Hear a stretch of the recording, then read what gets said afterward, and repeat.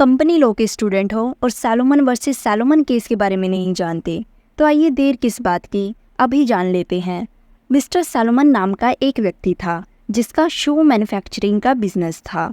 लेकिन अब mister Salomon ने एक लिमिटेड कंपनी क्रिएट की, सैलोमन एंड कंपनी लिमिटेड के नाम से, और अपना बिजनेस उस लिमिटेड कंपनी को 39,000 पाउंड में सेल कर दिया। अब हमें पता है लिमिटेड कंपनी क्रिएट करने के लिए मिनिमम 7 मेंबर्स की ज़रूरत होती है।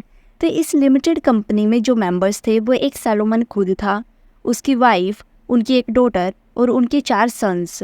तो 7 लोगों ने मिलकर पब्लिक लिमिटेड कंपनी फॉर्म कर ली। अब सैलोमन को टोटल शेयर्स इशू हुए 20,001 आउट ऑफ 20,007 शेयर्स।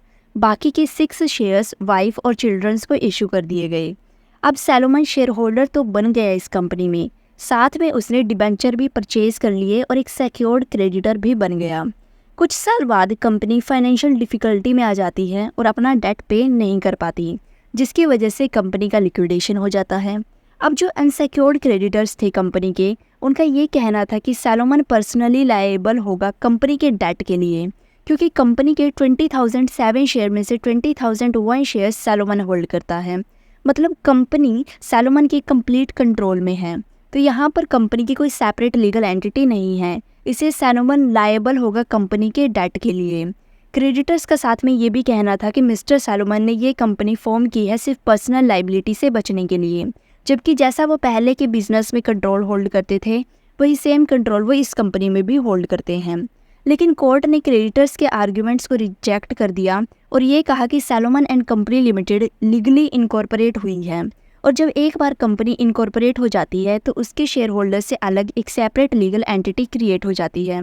फिर उसके बाद ये मैटर नहीं करता इंडिविजुअल ने कितने शेयर्स होल्ड किए हुए हैं, इसलिए मिस्टर सैलोमन पर्सनली लायबल नहीं होंगे कंपनी के डेट के लिए। इस डिसीजन ने ग्लोबली कॉर्पोरेट लॉ को स्ट्रांगली इन्फ्लुएंस किया, क्योंकि इसी केस से इस्टेब्लिश हुई doctrine of corporate personality and doctrine of limited liability. Doctrine of corporate personality ये कहती है कि जब कंपनी इनकॉर्पोरेट हो जाती है तो उसके शेयर होल्डर से अलग एक सेपरेट लीगल एंटिटी फॉर्म हो जाती है।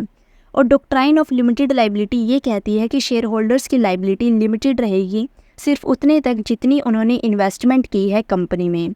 इसके अलावा वो लायबल नहीं होंगे कंपनी के डेट के लिए। तो ये था Salomon versus Salomon case. Thank you.